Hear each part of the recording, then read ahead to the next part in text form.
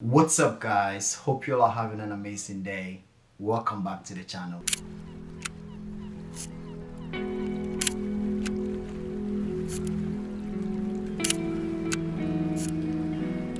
About 2 or 3 weeks ago, when I went to visit Jesse in Philly, he generously gave me a roll of FUJI Pro400H, which I was super excited to shoot this film. And so I'd already planned to do some portrait work.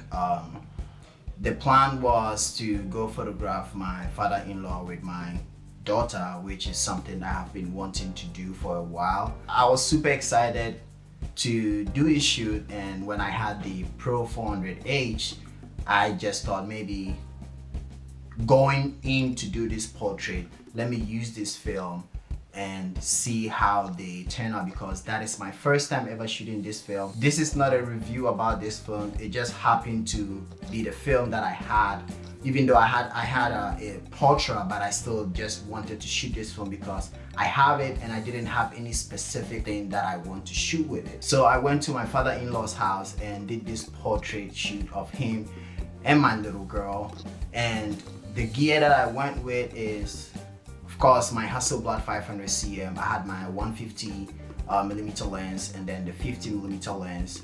And going in, I knew I wanted to use the 150, but then I think I ended up using the 50 because once we got in there, it was a little bit too tight to use the 150. So I ended up using the 50, and I had my Godox light with me. I've been using the QS400 Mark II for a long time, but I recently just bought a smaller version, which I don't know what model it is. So that is what I had, and I had this shoot-through umbrella, very simple setup. I recorded some behind the scenes that I was gonna show you guys, and again, I did this specifically for myself and for the family to have, so that 10-15 years from now we can look back. I hope you enjoy this first. There's another second shoot that I did, but I hope you guys enjoy this first portion of the shoot that I did this weekend.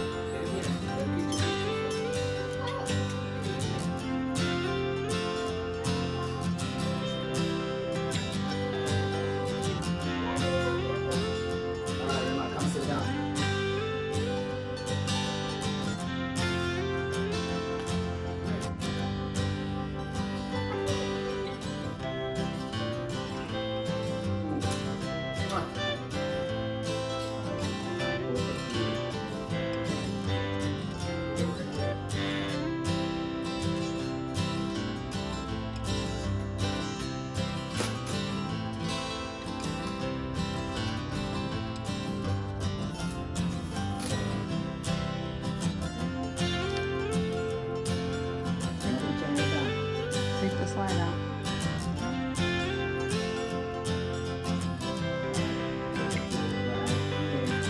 Hands on your knees.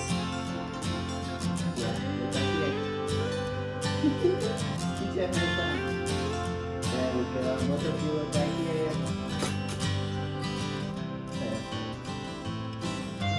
Alright, let me take one of this photo, okay? You come stand by mom. Come here.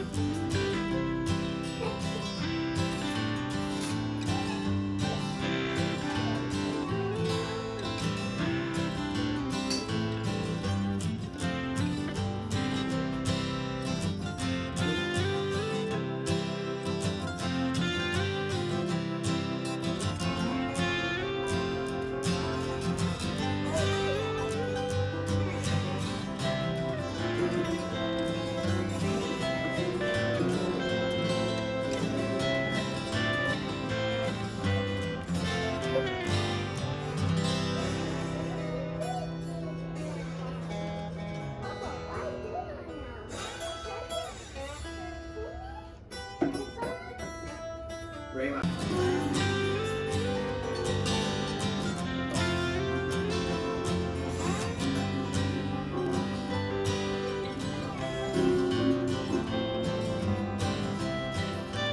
Put it in your lap.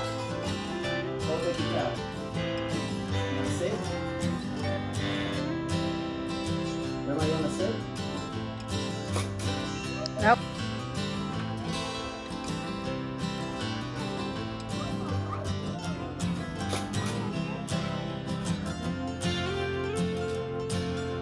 That was cute, the way she like looked up at him. That was gonna be a good shot.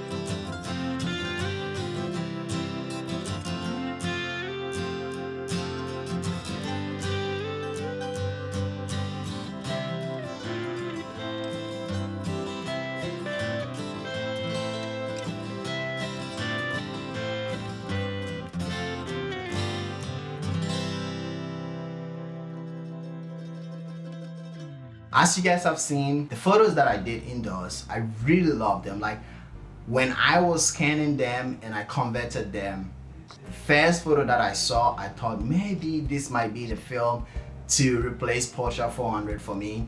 And yeah, that is strictly what I said, because I barely had to do any color adjustment. I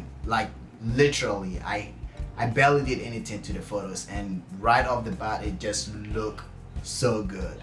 And so I was super excited, and then when I started scanning and converting that of the outdoor, that is when it hit me with the Fuji greens and like not rendering skin tones well. Could be my fault. Maybe I didn't do it well, but I don't like how the outdoor photos like came up.